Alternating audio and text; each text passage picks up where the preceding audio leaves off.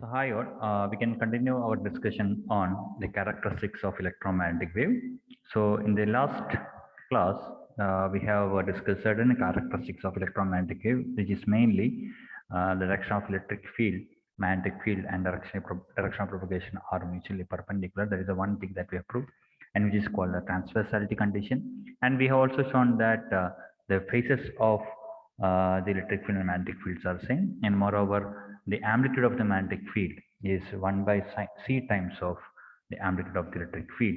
So in short, so all these three things we can, in short, you can show by using this expression. The electric field and magnetic field can be represented in this way, and this k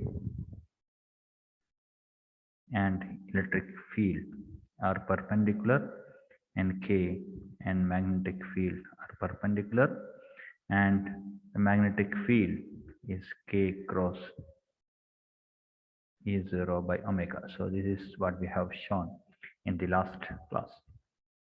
And today we are going to discuss the other part, the other characteristics of electromagnetic wave. So we can start with the energy density of electromagnetic wave.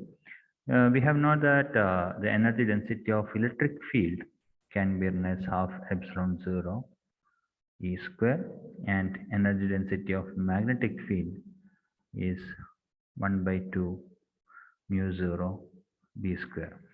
And the electric magnetic wave contains both electric field and magnetic field. So therefore, the energy density of electromagnetic wave is half epsilon 0 E square plus 1 by 2 mu 0 B square. So if you are using the real representation, the electric field can be written as a square of the electric field can be written as E0 square cos square of k dot r minus omega t plus delta plus 1 by 2 mu 0. The magnetic field square would be E0 square by c square, because V0 is E0 by c. Again, cos square of k dot r minus omega t plus delta. And this become half epsilon 0 E0 square cos square of k dot r minus omega t plus delta plus, now c square is nothing but 1 by mu 0 epsilon 0. So if you put c square is 1 by mu 0 epsilon 0, mu 0 will cancel, and this will become half epsilon 0 E0 square cos square of k dot r minus omega t plus delta. Okay, so what we are getting here? So what we have shown is the energy density of electromagnetic wave is sum of energy density of electric field and magnetic field. And surprisingly, both these terms are same. So if you look at the first term and second term, they are same. And they are where their value is, they are entirely same, exactly same. So that means the energy density of the electric field and energy density of magnetic field in case of electromagnetic wave are same, are just exactly same.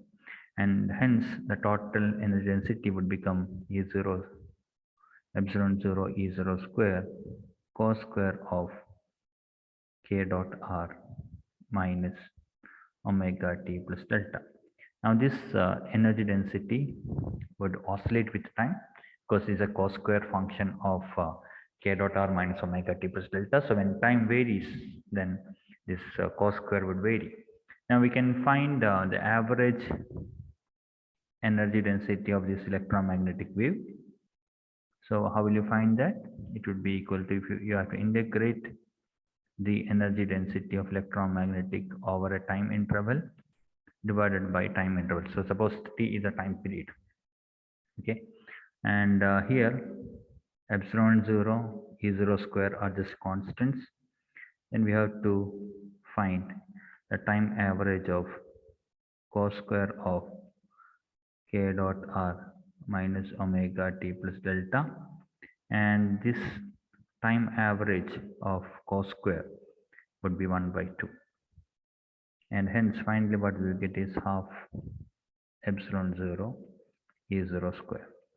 So the average energy density of electromagnetic wave is half epsilon 0 E 0 square.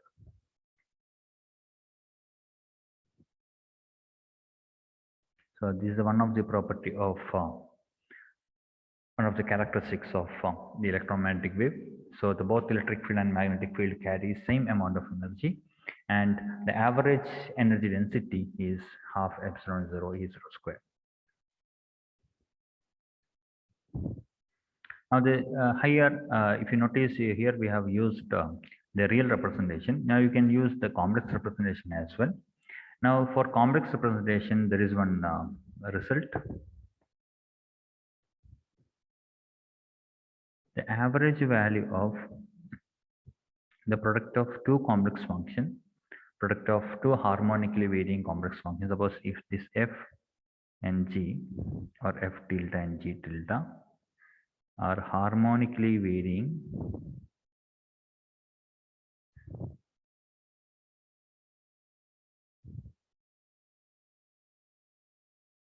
okay, so if two functions are harmonically varying complex functions, then its average value, the product of the average value of their products is simply equal to half times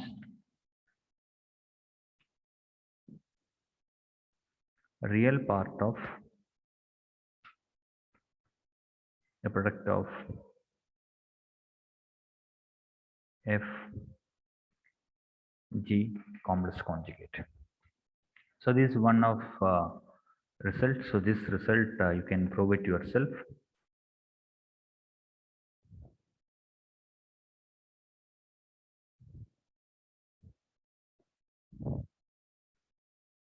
So just prove it and submit it as assignment.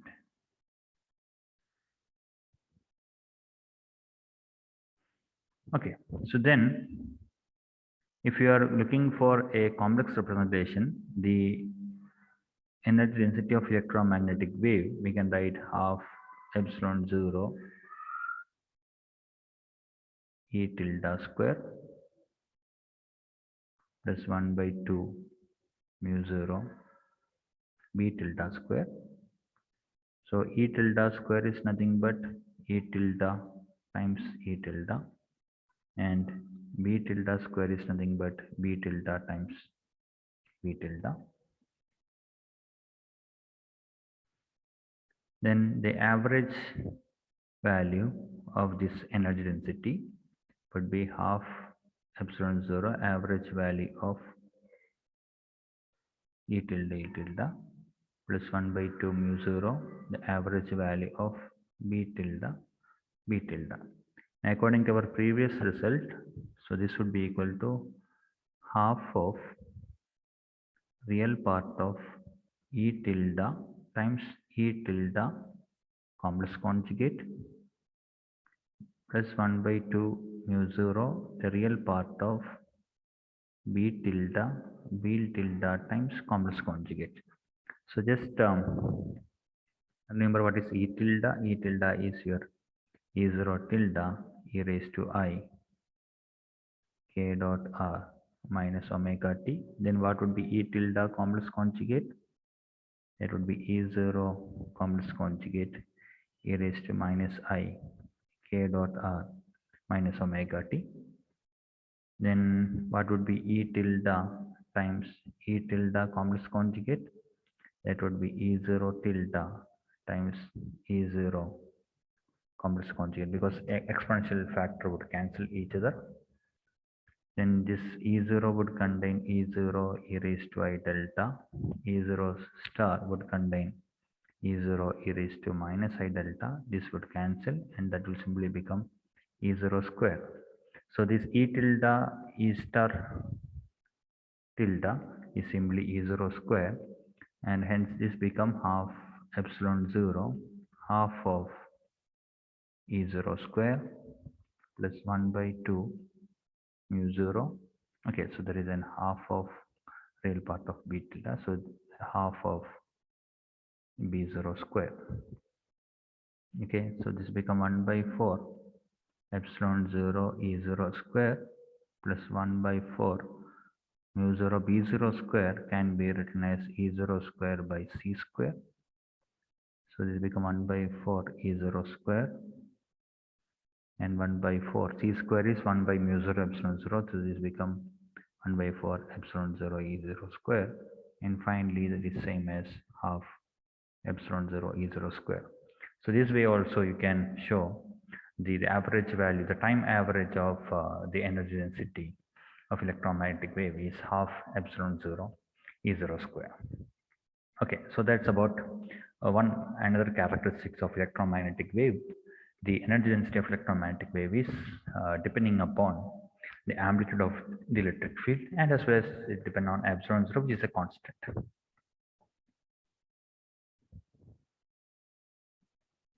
So next we can discuss about the Poynting vector.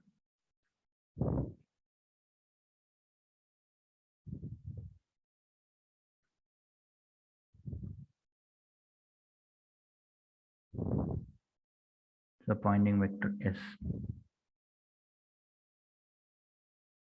E cross B by mu 0, and the magnetic field of electric field is K cross E divided by omega, all divided by mu 0. So this can be written as E cross K cross E divided by mu 0 omega. Now what would be the cross product? The cross of cross.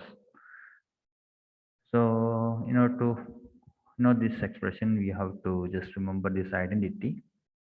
A cross B cross C can be written as B times A dot C minus C times A dot B. So this is called back cab rule. So A cross B cross C is first you take B outside, then take the dot product between A and C, minus then take C outside, take the dot product between A and B. So BAC, CAB. So that is called back cab rule. BAC, CAB. First B outside, then A dot C minus C outside, A dot B. So back cab rule. So if you're using back cab rule,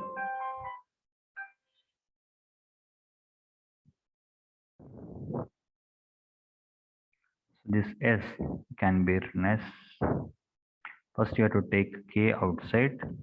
So K times E dot E minus, then you have to take E outside, E times E dot K divided by mu 0 omega. Now this would be 0 because the electric field and direction of propagation are mutually perpendicular. So finally what we will get is it is equal to E square by mu 0 omega times K. So the Poynting vector is along the direction of propagation. So remember, this Poynting vector is actually leads to the energy flux. Okay, so Poynting vector is nothing but the energy flux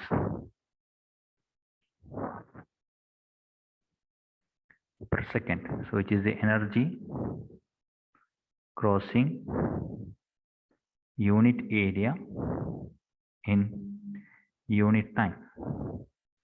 And optically, or in optics, the optics context, this S is nothing but intensity. So the average value of Poynting vector can be treated as intensity. Okay, so the average value of the Poynting vector is the intensity of light,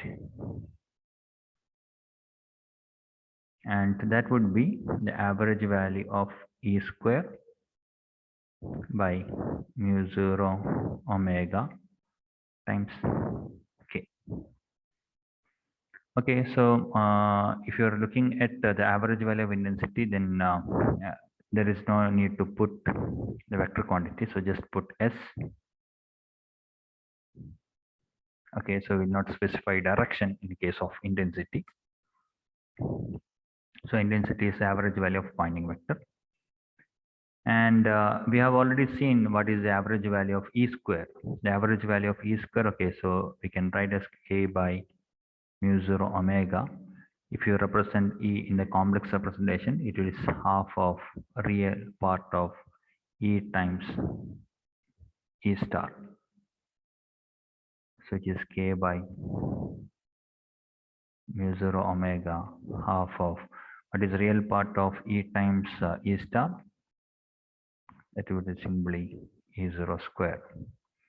So finally, it is half K divided by mu 0 omega E0 square. So half. What is K by omega? K by omega is 1 by C. So it becomes mu 0 C E0 square. Okay. Now C square is 1 by mu 0 epsilon 0 or mu 0 or 1 by mu 0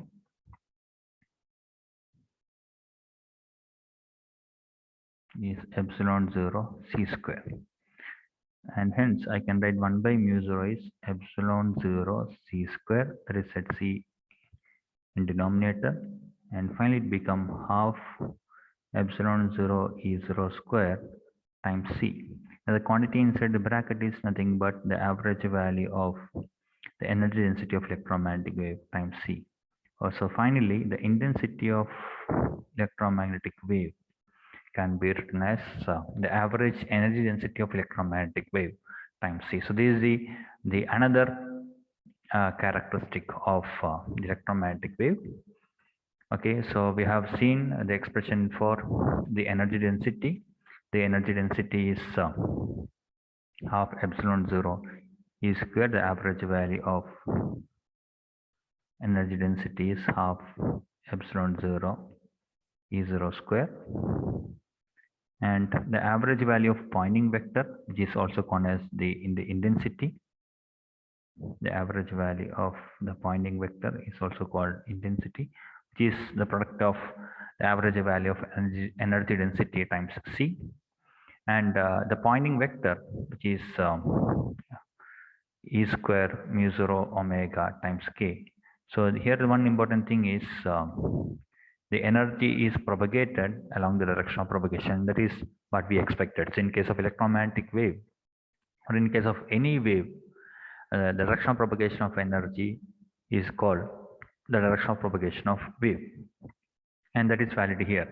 So S is along K. So S gives the direction of flow of energy, and that is along the direction of propagation. So this is consistent with our argument. So S is along K, and we have find the expression for the intensity as well. Now finally we can find the momentum density. So the momentum density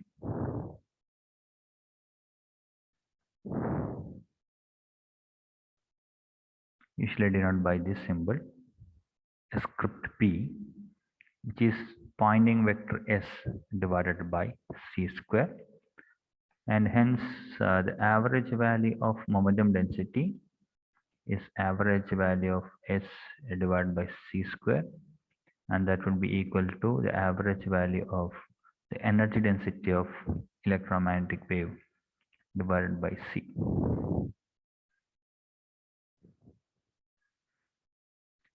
Okay, so this kind of expression you might have seen in quantum mechanics. So in quantum mechanics, the energy of a photon is momentum times C, or momentum is the energy by C. So we are getting a similar expression here. Okay, but this is not energy, this is energy density and momentum density. The relation between the momentum density and energy density of electromagnetic wave is similar to the relation between momentum and energy of photon. The energy density of the momentum density of electromagnetic wave is energy density of electromagnetic wave divided by c. Whereas in quantum mechanics for photon, the momentum of photon is its energy by c. So we are getting similar expressions. Okay. Now the another characteristic is we can find the radiation pressure that I am leaving to you. So you can just do it yourself. You might have studied in your degree level classes. So the radiation pressure.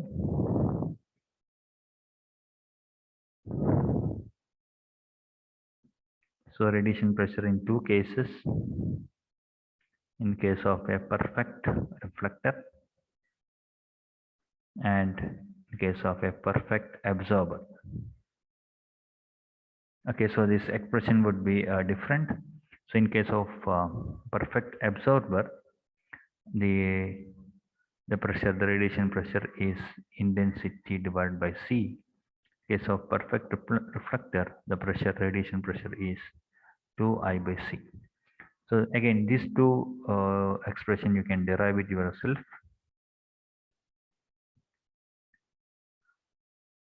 As part of assignment. Okay, so that's all for the time being. Okay, so we have discussed a few more characteristics of electromagnetic wave. So namely, the energy density of electromagnetic wave and the Poynting vector, intensity, and as well as momentum density. So these four quantities we have derived here, and have given a simple task for you to find to derive the expression for radiation pressure, because whenever the electromagnetic wave incident on any surface, it will exert some momentum. Okay, so the change in momentum can be considered as force, and force per area is the pressure. So in that way, we can find the pressure exerted by the electromagnetic wave on the surface. So two different extreme we are going to find. One is a case of a perfect absorber. So if the electromagnetic wave is completely absorbed by the surface, what would be the pressure? And if it is completely reflected by the surface, what would be the pressure? So the momentum exchange would be different. Okay, in case of the perfect absorber and perfect reflector, the momentum exchange of electromagnetic wave to the surface would be different. So that you can do it yourself, and you are also asked to find, or you are also asked to derive this condition. That is, if you take two harmonically varying complex function, then the average value of their product can be written as half of real part of the product between one original function and complex conjugate of the second function. So this can be done by yourself. Okay, so with that we can conclude this session of the characteristics of electromagnetic wave in vacuum. We can summarize it. Okay, so for electromagnetic wave in vacuum,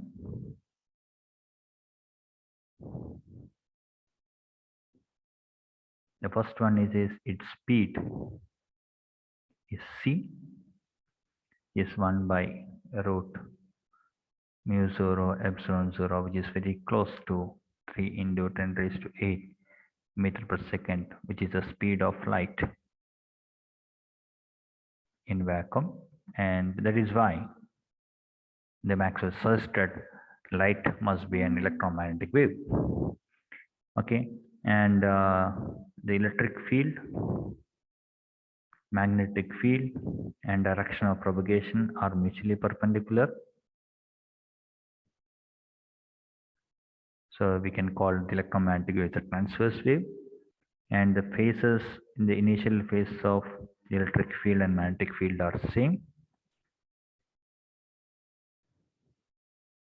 And the amplitude of the magnetic field is 1 by c times of the amplitude of the electric field.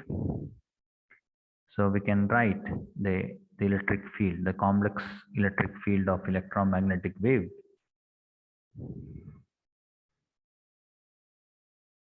as E0 tilde e raised to I k dot r minus omega t n cap, where n cap is polarization,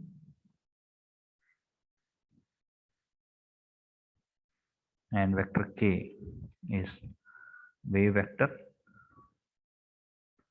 which gives direction of propagation, and the magnetic field B, function of RT, it become E0 tilde by C e raised to I k dot R minus omega t times n, sorry, k cross n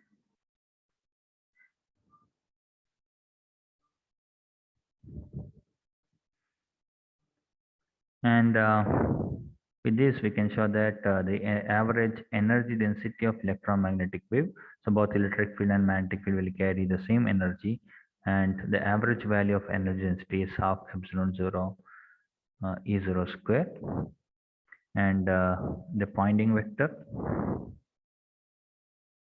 the average value of Poynting vector is half epsilon 0 E0 square times C. It will be along the direction of k.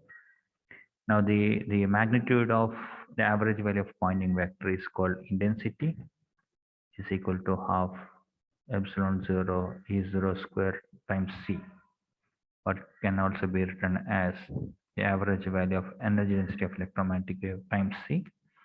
And momentum density is the energy density of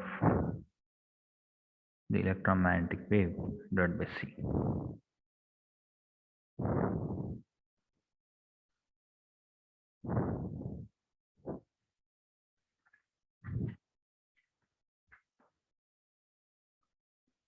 So if you look at the direction of momentum would be equal to Poynting vector divided by C square. This is the expression for the momentum density, and the average value of momentum density, if you're not looking at the direction, is the magnitude of the average value of momentum density is the energy density divided by C. And the radiation pressure, there are two possibilities. One is I by C or 2I by C. I by C in the case of perfect absorber, and this in the case of perfect reflector. Okay, so we can summarize the all characteristics of electromagnetic wave with this one particular slide. So everything is available here. And what are the wave equation?